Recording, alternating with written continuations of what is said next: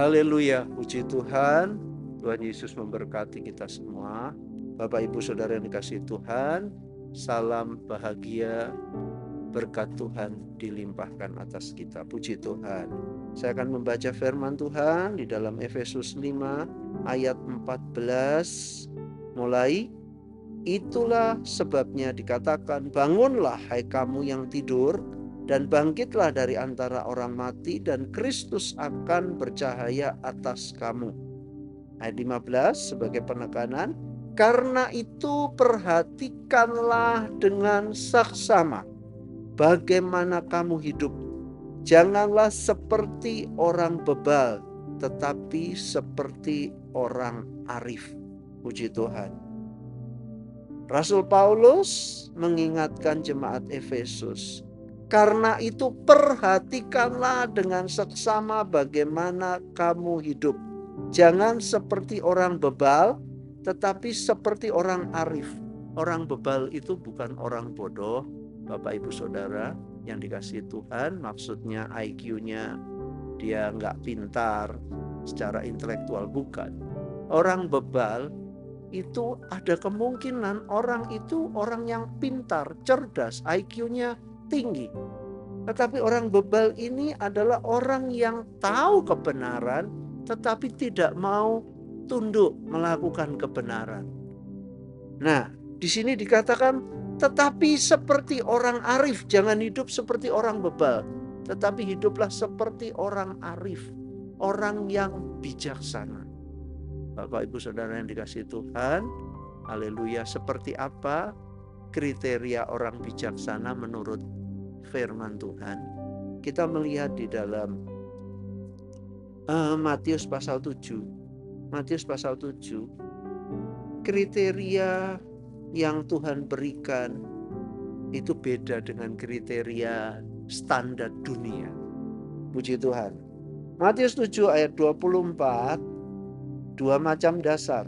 Setiap orang yang mendengar perkataanku ini, kata Yesus, dan melakukannya, ia sama dengan orang yang bijaksana yang mendirikan rumahnya di atas batu.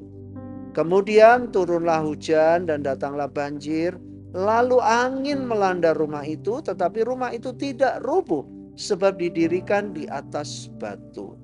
Tetapi setiap orang yang mendengar perkataanku, kata Yesus, dan tidak melakukannya, ia sama dengan orang yang bodoh, yang mendirikan rumahnya di atas pasir. Kemudian turunlah hujan dan datanglah banjir, lalu angin melanda rumah itu, sehingga rubuhlah rumah itu dan hebatlah kerusakannya. Yesus memberikan standar bijaksana dan bodoh atau bebal. Itu diukur dari ketaatan kepada firman Tuhan. Di sini Yesus berkata, setiap orang yang mendengar perkataanku dan melakukannya, dia dikatakan disetarakan, dikatakan dia orang yang bijaksana. Sama dengan orang yang bijaksana, digambarkan orang bijaksana itu membangun rumah dengan dasar batu. Dan rumah yang dibangun itu akan menghadapi ujian. Turun hujan, datang banjir, angin melanda. Karena dasarnya benar, rumah itu tidak rubuh. Bapak Ibu Saudara yang dikasihi Tuhan, tentunya kalau kita membangun sesuatu, kita berharap bangunan itu kokoh, kuat. Demikian pula Tuhan mengharapkan bangunan rohani kita, iman kita, pengiringan kita itu kokoh. Bagaimana kita bisa kokoh? Dan di sini kita bicara tentang bijaksana. Mari kita jadi orang yang bijaksana, bukan orang yang bebal, bukan orang yang bodoh. Tahu firman, tahu, tetapi untuk taat sulit. Tapi mari, apa yang firman Tuhan katakan kita pegang, kita lakukan. Yesus berkata, itulah orang yang bijaksana. Orang yang mendengar perkataanku, kata Yesus, dan menurutinya, melakukannya. Bapak Ibu Saudara yang dikasihi Tuhan, ketika kita menuruti firman Tuhan, kita akan semakin kuat. Kenapa? Karena ketika kita menuruti firman Tuhan itu digenapi dalam hidup kita. Ada banyak firman yang tidak masuk akal. Contoh, ada yang menyebar harta bertambah kaya. Itu tidak sesuai hukum ekonomi. Tapi Alkitab, firman Tuhan, ya dan amin. Orang yang melakukan diberkati Tuhan, dia bukan menyusut, tetapi dia justru bertambah-tambah. Ada yang berhemat luar biasa, selalu kekurangan. Nah, ini memang tidak masuk akal sekali lagi.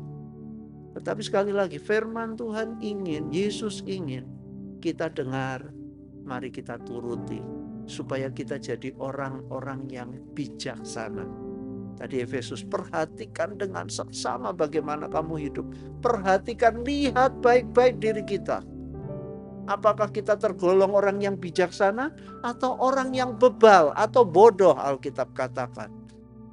Ketika kita cuma berteori dengan firman, kita tergolong orang yang bebal atau bodoh, yang membangun rumah tanpa dasar atau di atas dasar pasir yang tidak kokoh. Satu kali kelak menghadapi ujian, rubuhlah rumah yang kita bangun. Puji Tuhan. Satu ayat lagi, Yakobus. Ayat yang terkenal, Yakobus 1. Mari Bapak Ibu Saudara dikasihi Tuhan, mari kita buka hati. Saya bukan hanya sampaikan ini untuk saudara, tapi ini juga untuk saya. Yakobus 1 ayat yang ke-22 mulai.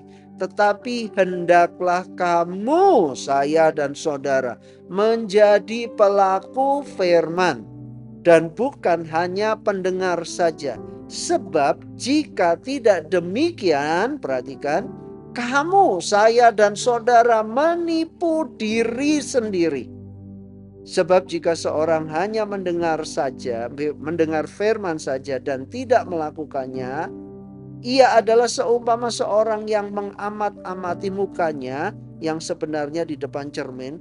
Baru saja ia memandang dirinya, ia sudah pergi atau ia segera lupa bagaimana rupanya. Ayat 25. Tetapi barang siapa meneliti hukum yang sempurna, yaitu hukum yang memerdekakan orang, firman Tuhan, ia bertekun di dalamnya, jadi bukan hanya mendengar untuk melupakannya, haleluya, tetapi sungguh-sungguh melakukannya, ia akan berbahagia oleh perbuatannya. Puji Tuhan, haleluya.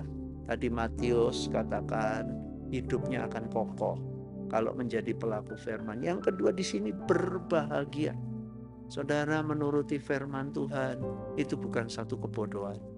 Menuruti firman Tuhan itu satu kebahagiaan. Haleluya. Ini yang perlu Bapak Ibu Saudara camkan, tanamkan baik-baik di hati.